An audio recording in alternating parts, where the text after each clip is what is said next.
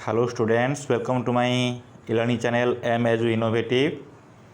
आज आम सप्तम श्रेणी भूगोल बहिर द्वितीय अध्याय वायुमंडल विषय आलोचना करवा। तेबे आम भूगोल कहले कौन बुझा पे कहल, जो शास्त्र अध्ययन कले पृथ्वीर भूमिरूप जलवायु संबंध में आम सम्यक ज्ञान आहरण करिपारू ताहाकू आम भूगोल बा जियोग्राफी कहवा। बुझिले पिले माने। तेबे भूगोल एक अप्लाइड साइंस बा प्रयोगात्मक विज्ञान बोली कहा जाए। यह माध्यम आमे पृथ्वी संबंधी, भूमिरूप संबंधी, जलवायु संबंधी, महाकाश संबंधी आमे अनेक तथ्य बा ज्ञान आहरण करिपारू। तेबे आज आम वायुमंडल विषय आलोचना करिया। का विषय? वायुमंडल विषय आम आलोचना करिया। देखिबा कौन अच्छी आम पृथ्वी को चतुर्दिगरे घेरी रही गैसीय बलय को कौन कहती? वायुमंडल कहती। जीवजगत तिष्ठि रहिया पई यार भूमिका अति गुरुत्वपूर्ण तुम्हें जानिच। आमे श्वासक्रिया वायुमंडल आवश्यक अम्लजान ग्रहण करिथाउ। वायुमंडल पृथ्वीर तापमात्रा नियंत्रण करिथाए। फरे आमे असह्य खरा शीतरु रक्षा पाई थाउ। ए सब वायुमंडल संज्ञा गला एवं से किपरि आमको साहाय्य करे आमे जानिले। एबे देखिबा स्ट्रक्चर ऑफ एटमॉस्फेयर बा वायुमंडल गठन देखिबा गठन अनेक गुड़िए गैसीय पदार्थ मिश्रण रे वायुमंडल गठित। जबक्षारजान एवं अम्लजान यार मुख्य उपादान। आर्गन, अंगारकाम्ल, हिलियम, उद्जान भली गैस मध्य वायुमंडल रही थाए। यह व्यतीत जलीय बाष्प, धूलिकणा अल्प परिमाण रही थाए। निम्नोक्त सारणी देखिबा। ए सारणी रे कौन कौन गैस सब रही आम देखिबा। जबक्षारजान रही केते 78 शतकड़ा, अम्लजान रही 21 शतकड़ा, आर्गन रही 0.94 शतकड़ा, अंगारकाम्ल रही 0.03% शतकड़ा रही। अन्य गैस रहिले केते 0.04% रहिले। तेबे जबक्षारजान वायुमंडल सर्वाधिक परिमाण रही। श्वासक्रिया आमे ग्रहण करुथिबा जबक्षारजान को पुणी वायुमंडल को छाड़ी देई थाउ। उद्भिद जगत मध्य एहाकू सीधा सड़ख ग्रहण करि पारंती नाही। देखिबा पिले माने मृत्तिका और गछमूल रहिथिबा केतेक बीजाणु बा बैक्टेरिया एहाकू परिवर्तन करी वृक्षलतादींकर उपयोगी करई थांती। अम्लजान वायुमंडल कौन करे?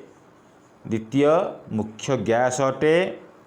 किए? अम्लजान जीव जगत तिष्ठि रहियापाई यह निहाती आवश्यक। शिलाक्षय, भूतल खनिज पदार्थर गठन, दहन और जारण प्रक्रिया यह सहायक होता है। किए? अम्लजान।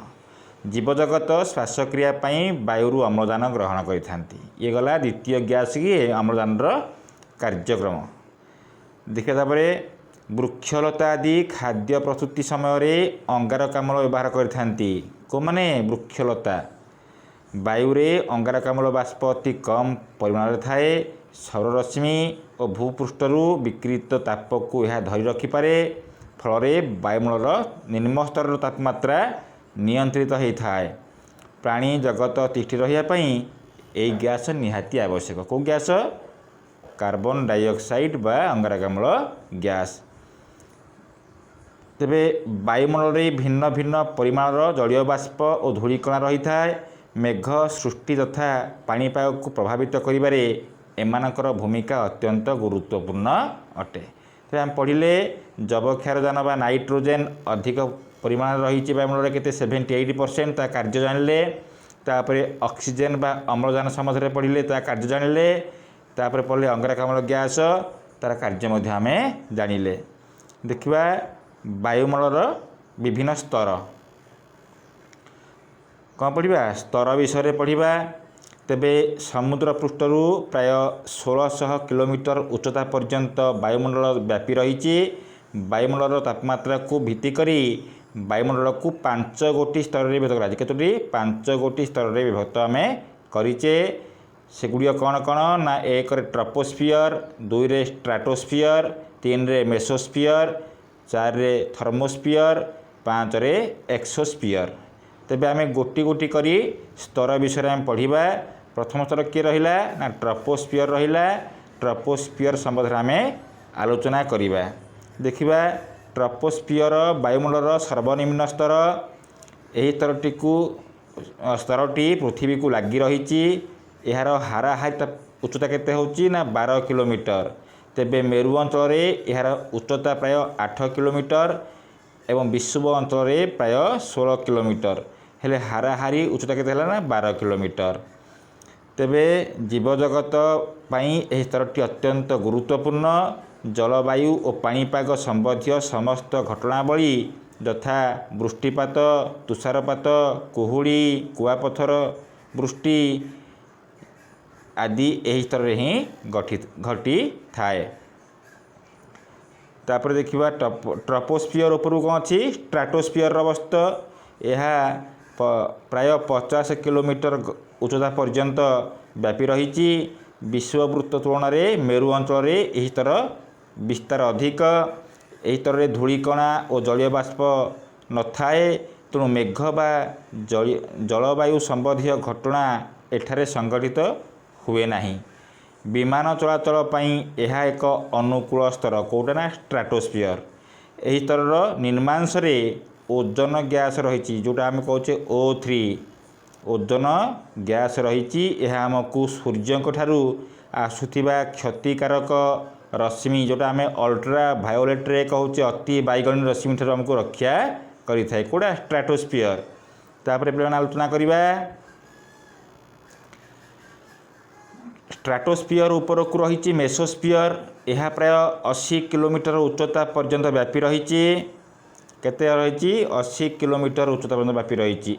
यही स्तर में उच्चता वृद्धि सह तापमात्रा ह्रास पाई थाए। मेसोस्फियर ऊपर को रही कौन थर्मोस्फियर रही। यह 80 किलोमीटर वायुमंडल शेष पर्यंत विस्तृत हो रही। यही स्तर में उच्चता वृद्धि सह तापमात्रा अत्यधिक वृद्धि पाई थाए। यही स्तर निम्न भाग में आयन कणिका गुड़िक घनीभूत हो रही थांती। तेणु यही निम्नांश को आयोनोस्फियर कहती। कौन कहती आयोनोस्फियर कहती। यह प्राय 80 रु 400 किलोमीटर उच्चता पर्यंत विस्तृत। आयोनोस्फियर जो दूर स्थान को बेतार तरंग आम रेडियो बाजूम रेडियो से बेतार तरंग प्रसारण संभव होता है। वायुमंडल बाह्य स्तरटी है कौन एक्सोस्फियर कोड़ा शेषस्फियर कोड़ा एक्सोस्फियर। एठारे वायु अति पतला हिलियम और उद्जान भली हालुका गैस यही स्तर में रही थांती। तेबे आम पे जानिले वायुमंडल विभिन्न स्तर संबंध में चित्र देखिपुव ये यहाँ मन रखिब। तापर देखिबा पाणीपाग और जलवायु देखिबा कौन देखिबा पाणीपाग और जलवायु। तेबे वायुमंडल अवस्था सबुबले समान न थाए। केतेबेले प्रखर खरा हेउथाए तो अन्य बेले आकाश को मेघ ढांकी रही थाए। पुणी बेले बेले झड़ी वर्षा लगी रहे। निर्दिष्ट समय कौन स्थान जलवायुर सामयिक अवस्था को पाणीपाग बा संक्षेप में पाग कहती। तेबे कौन कहला आम जे निर्दिष्ट समय कौन जगार वायुमंडल सामयिक अवस्था को पाणीपाग बा संक्षेप में पाग आम कहिबा। पाग परिवर्तनशील यह स्थान स्थान को तथा समय समय को बदली थाए कोड़ा पाग। सकाळु राति पर्यंत पागर परिवर्तन लक्ष्य करा जाए। कौन एक स्थान गोटे मुंडरे खरा पाग थिबा बेले अन्य मुंडरे बेले बेले वर्षा होउथाए लक्ष्य करिथिब। कौन स्थान पाणीपागर बहु वर्ष धरी हाराहारी अवस्था को आम जलवायु कहवा। कौन कहवा जलवायु। कौन जगार बा स्थानर पाणीपागर बहु वर्ष धरी केते वर्ष धरी बहु वर्ष धरी हाराहारी अवस्था को जलवायु आम कहवा। जलवायु पाणीपाग भली परिवर्तनशील नुहे। एक विस्तीर्ण अंचलर प्राय समान प्रकार जलवायु अनुभूत हुए। दक्षिण एशिया अंतर्गत भारतीय उपमहादेशर जलवायु को कौन कहवा आम क्रांतीय मौसुमी जलवायु कहवा। मन रखिए पिले माने देखिबा पाणीपाग और जलवायुर कारक बा नियामक को कारक माने प्रभावित करथांती पाणीपाग और जलवायु को। देखिबा कौनसी अंचल पाणीपाग बा जलवायु को अनेक गुड़िए नियामक नियंत्रण करिथांती। कौन स्थान अक्षांश समुद्र पतनर उच्चता जल और स्थलभागर बंटन सामुद्रिक स्रोत पवनर दिग उद्भिद आदि पाणीपाग और जलवायु को विशेष भाव प्रभावित करिथांती। तो प्रथम पढ़िया कौन आग कारक विषय अक्षांश केमिति प्रभावित करुचे देखिबा। तेबे पृथ्वी पृष्ठ सौर रश्मि संग्रहर परिमाण स्थानर अक्षांश पर निर्भर करिथाए। विश्व अंचल सूर्यरश्मि लंब बा सड़क भाव में पड़े तुम जानिच तेणु सेठारे तापमात्रा अधिक हुए। विश्ववृत्त ठारू मेरु आड़ को तापमात्रा क्रमशः ह्रास पाई जाई थाए। ये गला अक्षांशर प्रभाव। तापर देखिबा कौन तापर देखिबा समुद्र पतन ठारू उच्चता। समुद्र पतन रे वायुर तापमात्रा अधिक रहे। उच्चता उच्चता कौन हुए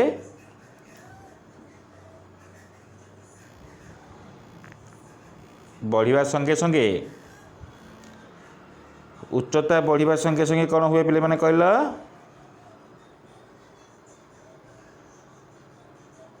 उच्चता बढ़िया संगे संगे आमर तापमात्रा परिवर्तन घटी थाए। कौन घटे समुद्र पतन ठारू उच्चता बढ़िया संगे संगे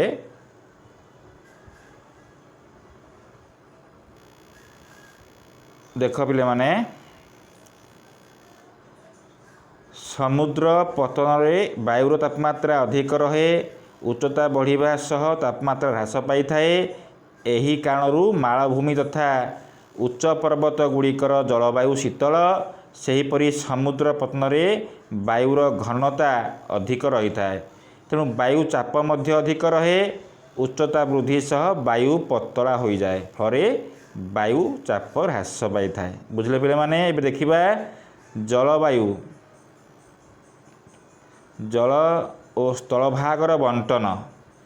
जल और स्थलभागर गुणावली रे पार्थक्य रही थाए। तुम जानिच पिले माने स्थलभाग शीघ्र उत्तप्त और शीघ्र ठंडा होई थाए। कोड़ा स्थलभागटा मात्र जलभाग धीरे धीरे उत्तप्त और विलंब रे ठंडा होई थाए। तेबे ग्रीष्म काल रे स्थलभाग उत्तप्त हो जाए मात्र जलभाग अपेक्षाकृत शीतल रहे। तेणु समुद्रर प्रभाव जोगुं उपकूल अंचल विशेष गरम हुए नहीं। सेहीपरि शीत दिने कौन हुए कहला पिले माने समुद्र स्थलभाग ठारू अपेक्षाकृत उष्म रहे।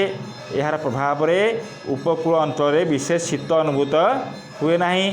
मात्र समुद्र ठारू दूरे थिबा अंचल ग्रीष्म काल रे अधिक गरम और शीत ऋतु अधिक ठंडा अनुभूत हुए। तापर देखिए कौन पिला देखिल सामुद्रिक स्रोत केमिति प्रभाव पको देखिबा।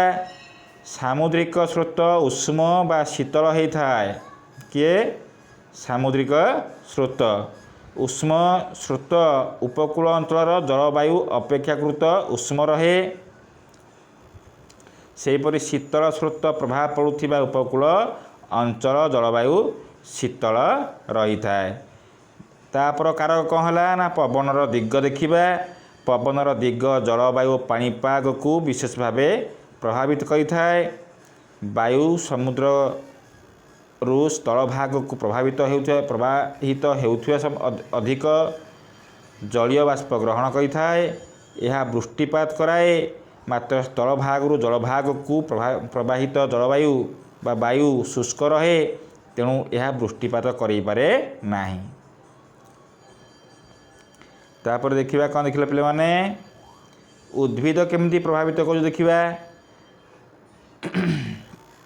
उद्भिद कौन करे ना उद्भिद वृक्षलता आदि पाणीपाग और जलवायु को प्रभावित करिथांती।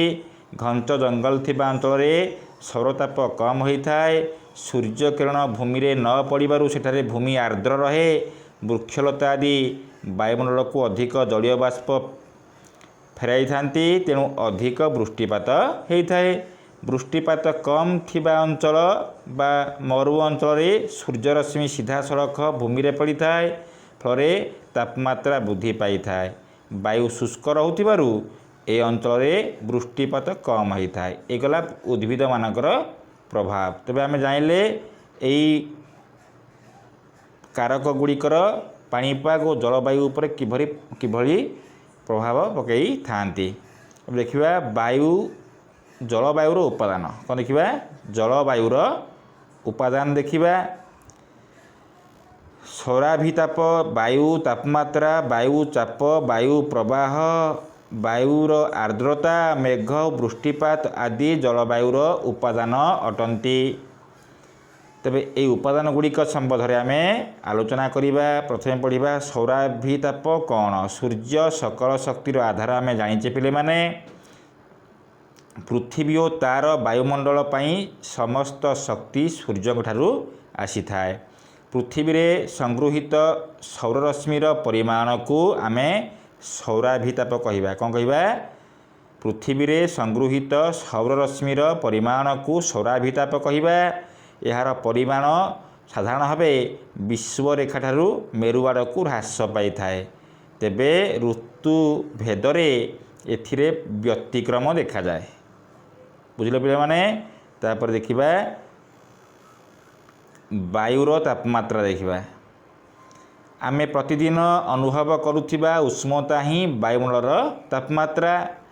वायुर उष्णता तथा शीतलता को तापमात्रा आकार रे प्रकाश करा जाए। भूपृष्ठ सूर्य ठारू संग्रह करुथिबा ताप को वायुमंडल को छाड़ी थाए। वायुमंडल रे थिबा जलीय बाष्प अंगारकाम्ल आ कौन रहिला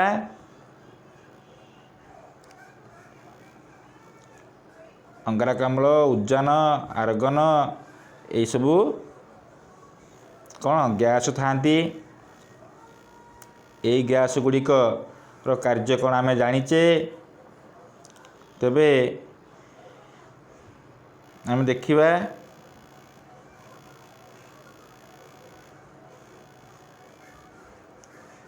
फल वायुर तापमात्रा वृद्धि पाई थाए। सौराभिताप परिमाण विश्व ठारू मेरुआड़ को ह्रास पाउथिबारु वायु तापमात्रा मध्य सेहीपरि ह्रास पाई थाए। तेणु मेरु अंचल चिर बरफ आवृत होइकी रही थाए। तेबे पृथ्वी प्रतिदिन सूर्य ठारू ताप और शक्ति संग्रह करुछि आम जानिचे। ते पृथ्वीर हाराहारी तापमात्रा प्राय स्थिर रहुछि। यह हेउछि किपरि पृथ्वी दिन बेला सूर्य ठारू संग्रह करुथिबा ताप को राति बेला वायुमंडल को छाड़ी दिए।